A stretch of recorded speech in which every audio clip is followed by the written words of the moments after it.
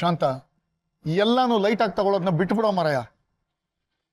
ನಿನ್ ಲೈಫ್ ಈಗ ಪ್ರಾಬ್ಲಮ್ ಅಲ್ಲಿ ಇದೆ. ನೀನೇ ನೋಡ್ದಲ್ಲ, ಸ್ವಲ್ಪ ಯಾಮಾರಿದ್ರು ಆ ಪೊಲೀಸ್ ನಿನ್ನ ಅರೆಸ್ಟೇ ಮಾಡ್ಬಿಡ್ತಾ ಇದ್ರು. ನನಗೇನ್ ಮಾಡ್ಲಿ ಅಂಕಲ್? ನೀನ್ ಏನೂ ಮಾಡಬೇಡ.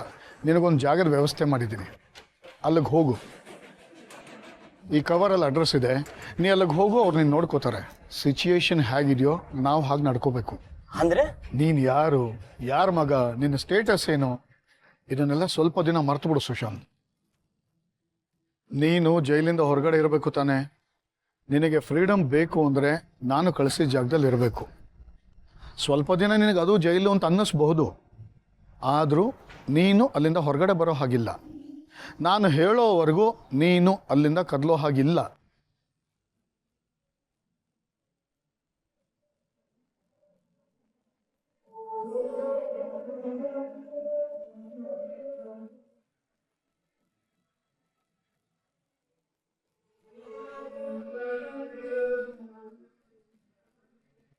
ಇವತ್ತಿಂದ ನಿಂದು ಹೊಸ ಜೀವನ ಶುರುವಾಗ್ತಾ ಇದೆ.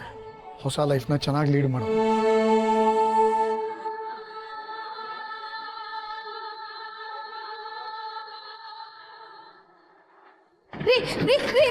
ಒಂದು ನಿಮಿಷ ನಿಂತ್ಕೊಳ್ರಿ. ಯಾಕ್ರಿ ಈಗ ಸಣ್ಣ ಸಣ್ಣ ಮಾತಿಗೂ ಮನೆ ಬಿಟ್ಟು ಹೋಗ್ತೀನಿ ಅಂತೀರಾ? ಮತ್ ನೋಡು, ದೊಡ್ಡವರನ್ನ ಕಿಮ್ಮತ್ತಿಲ್ಲ ಅವಳಿಗೆ. ಇದೇ ರೀ, ಅವಳಿಗೆ ನಿಮ್ಮ ಬಗ್ಗೆ ತುಂಬ ಗೌರವ ಇದೆ. ಆದರೆ ಯಾರೋ ಗುರ್ತು ಪರಿಚಯ ಇಲ್ದವರಿಗೆ ಮದುವೆಗೆ ಬಂದಿರೋ ಹೆಣ್ಮಗಳು ಸೇವೆ ಮಾಡೋಕ್ಕಾಗತ್ತಾ? ಅದಕ್ಕೆ ಅವಳಿಗೆ ಕೋಪ ಬಂದಿದೆ. ಏನ್ ಕೋಪ? ಮನೇಲಿ ಹಿರಿಯರು ಹೆಚ್ಚೋ ಇಲ್ಲ ಅವಳು ಮರ್ಯಾದೆ ಹೆಚ್ಚ? ಆಯಿತು, ನಾನು ಅವಳ ಹತ್ರ ಮಾತಾಡ್ತೀನಿ.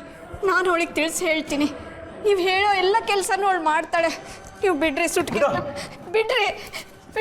ನಾನು ಮಾತಾಡ್ತೀನಿ ಅಂತ ಹೇಳಿದ್ನಲ್ಲ.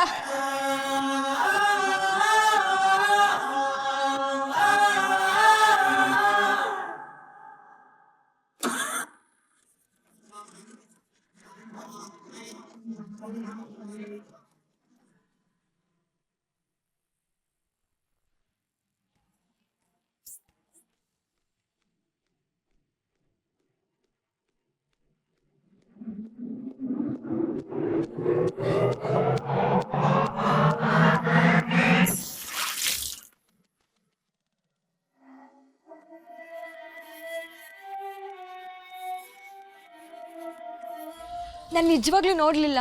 It's okay. ಹಲೋ, ಯಾರು ಬೇಕಿತ್ತು?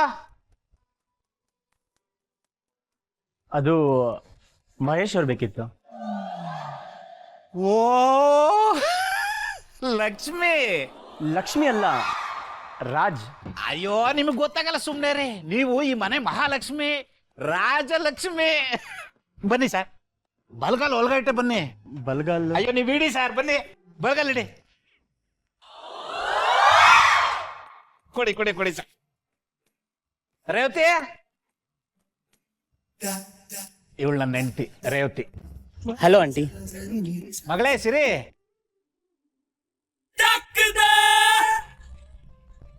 ಇವಳು ನನ್ನ ಮಗಳು ಸಿರಿ. ಹಾಯ್. ಇವಳು ನನ್ನ ಹೆಂಡತಿ ಮಗಳು. ಈ ವಟಾರದಲ್ಲಿ ಏನೇ ಕೆಲಸ ಬೇಕಂದ್ರೆ ಇವಳೇ ಮಾಡ್ಕೊಡ್ತಾಳೆ. ಓ ಹಾಯ್. ಅಯ್ಯ, ಬನ್ನಿ, ಅವಳಿಗೇನು ಆಯ ಐತೀರ, ಉಳ್ಕೊಳ್ಳೋ ಜಾಗ ತೋರಿಸ್ತೀನಿ, ಬನ್ನಿ.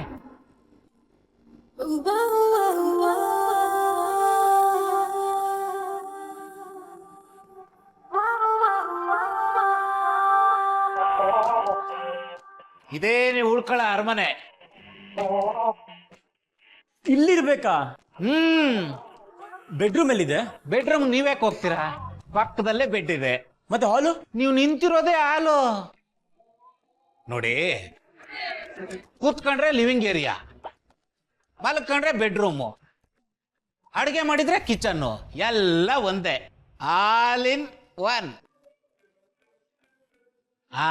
ನಿಮ್ ಸಮಸ್ಯೆ ನಂಗೆ ಅರ್ಥ ಆಯ್ತು. ನಿಮಗ್ ಬೇಜಾರಾಗಬಾರ್ದು ಅಂತ ಟಿವಿ ಇದೆಯಾ? ಅದು ನಮ್ಮ ಮನೇಲಿದೆ. ಆದ್ರೆ ಇಲ್ಲಿ ಮುರುಗೇಶ,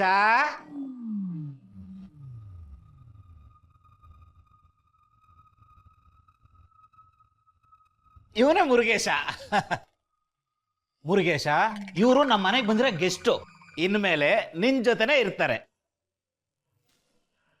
ನಿಮಗೇನು ತೊಂದರೆ ಕೊಡಲ್ಲ? ಇವನು ಏನ್ ತೊಂದರೆ ಕೊಡಲ್ಲ, ತುಂಬಾ ಸೈಲೆಂಟು.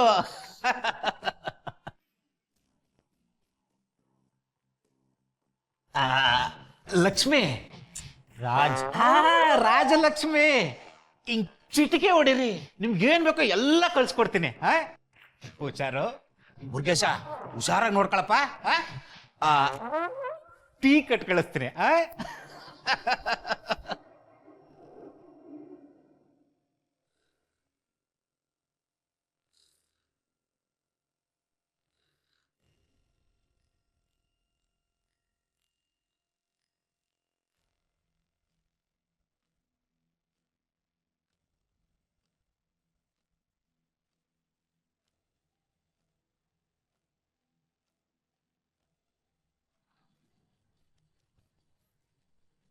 ಏನಮ್ಮೋ?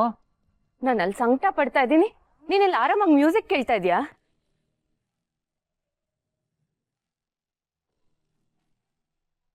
ಕೂತ್ಕೋ. ನನ್ನ ಹೆಂಡತಿಗೆ ಬೇಜಾರಾಗಿದೆ ಅಂತಂದ್ರೆ ನಾನು ಸಮಾಧಾನ ಮಾಡದೇ ಇರ್ತೀನ? ಹೇಳು, ಏನಿಗೆ ಬೇಜಾರಾಗಿದ್ಯಾ? ಆ ರಾಜ್ ಎಲ್ಲಿದಾನೋ ಏನೋ, ಅದೇ ಯೋಚನೆ ನನ್ಗೆ. ನೀನೇ ನಮ್ಮ ಮನೆಯವ್ರ ತರ ಎಲ್ಲೋ ಇರ್ತಾನೆ ಬಿಡು. ಅದೇ ಎಲ್ಲಿ ನನಗ್ ಗೊತ್ತಾಗ ತನಕ ಸಮಾಧಾನ ಇಲ್ಲ. ಎಷ್ಟು ದಿವಸ ಅವ್ನ ಮನೇಲಿ ಇದ್ರೆ ಪ್ರಾಬ್ಲಮ್ ಅನ್ಕೋತಾ ಇದ್ವಿ, ಈಗ ಹೋಗಿದ್ದಾನಲ್ಲ ಬಿಡು. ಆ ರಾಜ್ಗೆ ಅಷ್ಟೊಂದೆಲ್ಲ ಬುದ್ಧಿ ಇದೆಯಾ? ಅವನ್ ತಲೆ ಹೇಗ್ ಓಡುತ್ತೆ ಅಂತ ವಿ ನೋ ಇಟ್ ಬೆಟರ್. ನನಗ್ ನಂಬಿಕೆ ಇಲ್ದೇ ಇರೋದು ನಮ್ಮ ಅಪ್ಪನ ಮೇಲೆ ಸಂಡಿ. Is just blind. ಈಗ ಸಿಟ್ಟಿದೆ, ಇನ್ನು 1 ಅವರಲ್ಲಿ ಅವನು ಕಾಲ್ ಮಾಡಿ ವಾಪಸ್ ಮನೆಗೆ ಬಾ ಅಂತ ಕರಿಬೋದು. ನಮ್ಮ ಅಪ್ಪಂಗ ಅವನ್ನ ತುಂಬಾ ದಿನ ಬಿಟ್ಟಿರಕ್ಕಾಗಲ್ಲ ಸಂಡಿ. ನನಗ್ ನನ್ ಮಗ ಬೇಕು ಅಂತ ಅಳಕ್ ಶುರು ಮಾಡ್ತಾರೆ. ನೀನ್ ಹೇಳೋದು ಸರಿನೇ.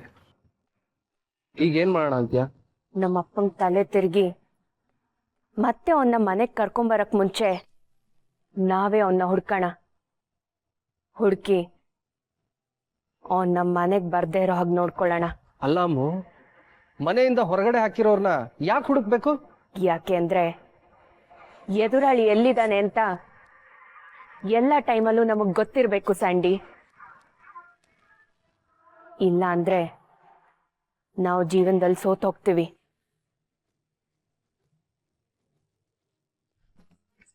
ಆರಾಧನಾ, ಸೀನಿಯರ್ ಸಿಟಿಸನ್ಸ್ಗೆಲ್ಲ 10,000 ರೂಪಾಯಿಗೆ ಸಿಗುವಂಥದ್ದು 5,000ಕ್ಕೆ ಸಿಗುತ್ತಂತೆ ಕಣೆ. ಅದು ಎಂತ ಏನು ಅಂತೆಲ್ಲ ಸ್ವಲ್ಪ ವಿಚಾರಿಸಿ ನಂಗೊಂದು ಸ್ವಲ್ಪ ಹೇಳೆ. ಸರಿ ಅಜ್ಜಿ, ವಿಚಾರಿಸ್ಬಿಟ್ಟು ಹೇಳ್ತೀನಿ. ಅಡುಗೆ ಏನು ಮಾಡಿದ್ದೆ? ಅಯ್ಯೋ, ನಂಗೆ ಒಂದೇ ಹೊತ್ತು ಊಟ ಅಲ್ವೇನಮ್ಮ, ತಂಬಳಿ ಏನೋ ಮಾಡ್ಕೊಂಡಿದ್ದೀನಿ. ಆರಾಧನಾ, ಯಾವ್ದಾದ್ರು ಮದುವೆ ಮುಂಜಿ ಹುಡ್ತಪ್ಪ ಇದ್ರೆ ಹೇಳಿ ಅಂದಿದ್ಯಲ್ಲ? ಹೌದು, ಹೇಳಿದ್ದೆ. ಒಂದು ಮದುವೆ ಇದೆ, ಆದ್ರೆ ಆದ್ರೆ ಏನು? ಅವರು ಅಷ್ಟು ದೊಡ್ಡ ಜನ ಅಲ್ಲ, ಮಿಡ್ಲ್ ಕ್ಲಾಸ್ ಜನ. ನೀ ಕೇಳ್ದಷ್ಟು ದುಡ್ಡು ಕೊಡೋಕ್ಕಾಗತ್ತೋ ಇಲ್ವೋ ಅಂತ. ಕಸ್ಟಮರ್ ಬಜೆಟ್ ಏನು ಅಂತ ಕೇಳಿ ಅವ್ರಿಗೇನೇನು ಬೇಕು ಅಂತ ಕೇಳ್ಕೊಂಡು ಅವ್ರು ಕೊಡೋ ಬಜೆಟ್ನಲ್ಲಿ ಕೆಲಸ ಮಾಡಿದ್ರೇನೆ ಬಿಸ್ನೆಸ್ ಅಲ್ಲಿ ಸಕ್ಸಸ್ ಅಂತ ಸಿಗೋದು. ಸರಿ, ಹಾಗಿದ್ರೆ ನಂಬರ್ ತಗೋ, ನೀನೇ ಮಾತಾಡು. ಹಣ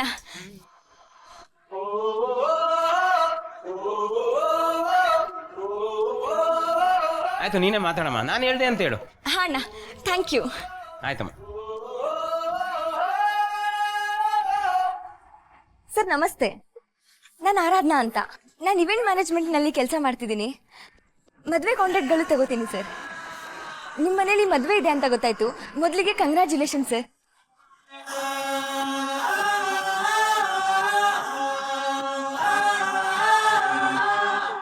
ಏಯ್, ಸೆಕೆಂಡ್ ಲೆಕ್ಕದಲ್ಲಿ ದುಡ್ಡು ಕೊಡೋ ದೇವ್ರು ಬಾಯಿ ಒಣಸ್ಕೊಂಡು ಕೂತವ್ರೆ.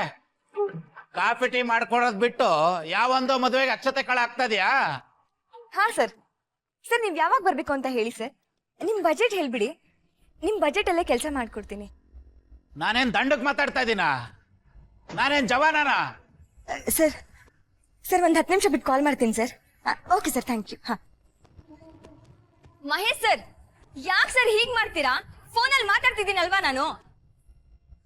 ಏಯ್, ಮರ್ಯಾದೆ ನನಗ್ ಕೊಡು, ಹಂಗೆ ಗೆಸ್ಟ್ಗೆ ಟೀ ಕೊಡು. ಸರ್ ಅವ್ರು ಯಾರೋ ಗೊತ್ತಿಲ್ಲ ಗುರಿ ಇಲ್ಲ. ಮನೆ ಹೆಣ್ಮಕ್ಳು ಹೋಗಿ ಹೇಗೆ ಮಾತಾಡ್ಸಕ್ಕಾಗುತ್ತೆ ಅವ್ರನ್ನ? ಇಲ್ಲಿ ಮನೆ ಕೆಲ್ಸನೂ ಮಾಡ್ಬೇಕು ಅವ್ರು ಯಾರೋ ಸೇವೆನೂ ಮಾಡ್ಬೇಕಾ? ಬಂದಿರೋರ್ ಸೇವೆ ಮಾಡೋದು ಮನೆ ಕೆಲ್ಸನೇ. ಮಾಡ್ತಾ ಇರೋದು ಮನೆ ಕೆಲ್ಸ ಏನೋ ದೊಡ್ಡ ಗನಂದರಿ ಕೆಲಸ ಮಾಡ್ತಾ ಇದೀಯ ಅನ್ನೋ ತರ. ಏನ್ ಲಾರಿ ಗಟ್ಲೆ ದುಡ್ಡು ತಂದ್ ಮನೇಲಿ ಸುರಿತಾ ಇದೀಯಾ? ಮಾತಾಡೋದ್ ನೋಡು, ನಿನ್ನ ಕೈಲಿ ದುಡಿಯಕ್ ಆಗಲ್ಲ ಅಂತಾನೆ ಮನೆಗೆ ಪೇನ್ ಗೆಸ್ಟ್ ಕರ್ಕ ಬಂದಿರೋದು. ಯಾಕೆ ಹೀಗೆ ವಟ ವಟ ಅಂತೀರಾ? ನನ್ನ ಕೈಲಿ ನೀವು ಹೇಳೋದನ್ನೆಲ್ಲ ಕೇಳಕ್ ಆಗಲ್ಲ ಸರ್. ಆಗಲ್ಲ? ನಾನು ಹೇಳೋ ಕೆಲಸ ಮಾಡಕ್ ಆಗಲ್ಲ? ರೇವತಿ, ಮಹೇಶ್ ಸರ್, ಏ ರೇವತಿ, ಏನಾಯ್ತ್ರಿ? ನಿನ್ನ ಮಗಳು ನಾನು ಹೇಳಿದ ಕೆಲಸ ಮಾಡಲ್ವಂತೆ. ಯಾಕ್ರಿ ಹಂಗೆ ಹೇಳ್ತೀರಾ? ಯಾವತ್ತವಳು ನೀವು ಹೇಳಿದ ಕೆಲಸ ಮಾಡಲ್ಲ ಅಂತ ಹೇಳಿದಾಳೆ ಹೇಳಿ? ಈಗಷ್ಟೇ ನೀವ್ ಹೇಳಿದ ಕೆಲಸ ಎಲ್ಲ ಮಾಡಕ್ ಆಗಲ್ಲ ಸರ್. ಸಾರ್ಕಾಯ್ತು ರೇವತಿ, ಸಾರ್ಕಾಯ್ತು. ನಿನ್ನ ಮಗಳ ಬಾಯಲ್ಲಿ ಆಗಲ್ಲ ಅನ್ನೋ ಅಷ್ಟ್ರ ಮಟ್ಟಿಗೆ ನಾನು ಬೇಡದೇ ಇರೋನಾಗ್ಬಿಟ್ಟೆ ಅಲ್ಲ. ನಮ್ಮ ಮಾತಿಗೆ ಬೆಲೆ ಇಲ್ದಿರೋ ಜಾಗದಲ್ಲಿ ನಮ್ ಚಪ್ಲಿ ಕೂಡ ಇರಬಾರ್ದು ಅಂತ ನಮ್ಮಪ್ಪ ಹೇಳ್ತಿದ್ ಮಾತು ಇವತ್ಗೂ ಗುಯ್ ಅಂತ ಇದೆ. ಸಿರಿ, ಏ ಸಿರಿ, ಏನಪ್ಪ? ಹುಟ್ಟು ಬಟ್ಟೆಲೆ ಜಾಗ ಖಾಲಿ ಮಾಡೋಣ. ಯಾಕಪ್ಪ? ಮರ್ಯಾದೆ ಇಲ್ದೇ ಇರೋ ಜಾಗದಲ್ಲಿ ನಾವ್ ಇರಬಾರ್ದು ಮಗಳೇ. ಬೇರೆಯವ್ರ ಮಕ್ಕಳಿಗೆ ನಾವ್ ಏನು ಹೇಳಂಗೆ ಇಲ್ಲ. ನೀನು ನನ್ನ ಮಗಳು, ಹೇಗಾದ್ರೂ ಬದುಕೋಣ ಬಾ. ರೀ ರೀ ರೀ ರೀ ದಯವಿಟ್ಟು ಹೋಗೆ. ಅಮ್ಮ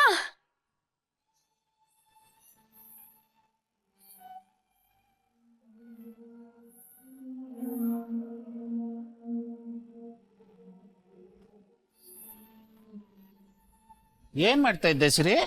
ಬಿಸ್ಕೆಟ್ ತಿಂತಿದ್ದೆ ಅಪ್ಪ. ಅಯ್ಯೋ, ನನ್ನ ಹೆಂಡತಿ ಮಗಳ ಹತ್ರ ಟೀ ಮಾಡಿಸ್ಕೊಂಡು ಕುಡಿ. ಇನ್ನೂ ಇಲ್ಲೇ ನಿಂತಿದ್ಯಾ? ಹಲೋ, ಎಲ್ರೂ ಹೋಗಾಯ್ತು.